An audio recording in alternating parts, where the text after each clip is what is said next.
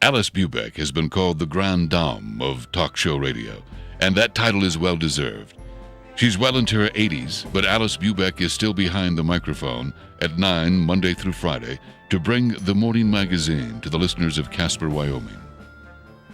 As a home economics major at the University of Illinois, Alice never envisioned herself behind a microphone, ad-libbing her way through commercials and interviewing guests at her own country and western music radio station, KVOC.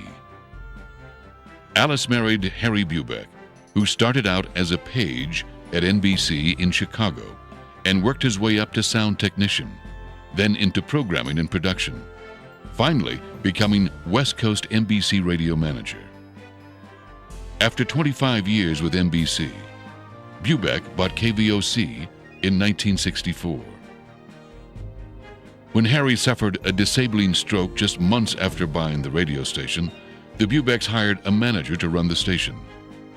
While Alice was busy raising 2 daughters and 3 sons, participating in PTA, scouting, and church, radio broadcasting was not part of her schedule until 1970, when she decided to take over the Coffee Klatch program, which aired each morning. Alice remembers being so frightened the first time she could hardly talk. Harry told her to bring home a tape recorder so he could coach her and could play it back on the air the next morning. Between caring for her mother and her husband, she was too exhausted to tape her show at night. One day, she decided to brave the microphone in person. She explained to the listeners that she was new at it, and if they would go along with her, she would do the best she could, or she'd quit. Well, that was 30 years ago, and Alice is still behind the microphone, doing her talk show, keeping her sold-out sponsors happy, and having the time of her life.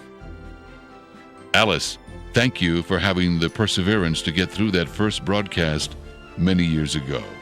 You have been a role model for all broadcasters on how to achieve success through hard work, honesty, and determination.